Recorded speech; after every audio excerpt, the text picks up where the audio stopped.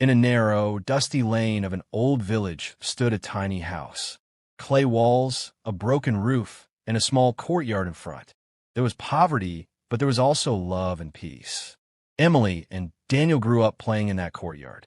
Unlike the other children, Daniel would spend his days helping his father in the fields, while Emily was always lost in books and writing. From the beginning, Emily had an obsession with learning. She would read old books again and again, play with words, and ask endless questions.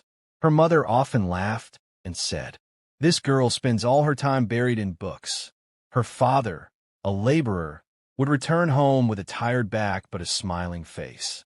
Often, he would pull out an old pen or notebook from his pocket and give it to Emily. She would beam with joy.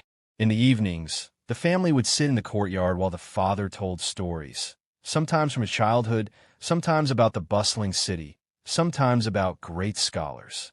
Emily's eyes would sparkle as she asked, "Dad, will I be able to go to a big school one day?" He would pat her head with love and reply, "Yes, my daughter, you will achieve what I could not. One day, you will make our village proud." Time passed. Hard work and a weak body brought her father to his bed. Cough and fever never left him. He often looked at Emily and repeated only one advice: "Daughter, never give up on education. Knowledge is the greatest wealth." A few days later, he passed away. The house was filled with grief. Their mother fell ill. Emily was just 9, and Daniel only 15. But now, the responsibility of the entire family fell on him. Daniel put aside his school books. He started working as a laborer. Early in the morning, he went to the fields or the town and returned at night covered in sweat. His palms blistered, but he never complained because he knew it was now his duty to fulfill his father's dream.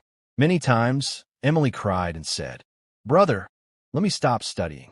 The burden on you is too much." Daniel always smiled and replied, "Don't be silly. This is not a burden. It's my blessing to see my sister's dreams come true." There were days when the house only had dry bread and water. Sometimes there was no money for their mother's medicine, sometimes not even enough for clothes. But Emily's books never stopped. At night, she studied under a lantern, whispering to herself, "I have to repay my brother's sacrifice." When the results of high school came, Emily stood first in the entire district. At the prize ceremony, the hall echoed with applause. Daniel stood at the back, clapping with tears in his eyes but peace in his heart. College fees were high. Daniel worked in the fields by day and carried bricks at the kiln by night. His hands bled, but his heart was calm because Emily's path remained open. When university came, the expenses multiplied. Daniel left the village for the city. He worked in a factory from 6 in the morning until 10 at night. At night, in his small rented room, he counted the few notes he earned and set aside Emily's tuition first.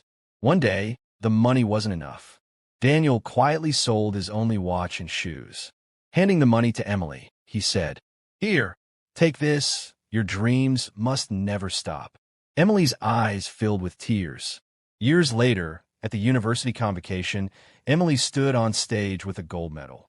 In her speech, she said, "This achievement is not mine. It belongs to my brother." All eyes turned to the man sitting quietly in a corner, dressed in worn clothes, his eyes brimming with tears, but tears of joy. Emily got a job soon after. With her first salary, she paid for her mother's treatment, then bought her brother a new suit and a wristwatch. When Daniel wore the watch, he smiled and said, "This is not just a watch. It is the price of my dreams, returned to me by my sister through God's grace." That little mud house was no more. Poverty had been replaced by comfort, but the most precious thing was not wealth.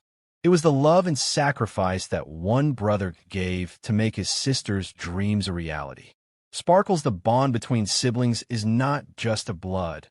It is of love, sacrifice, and selflessness. And that bond always stands the test of life.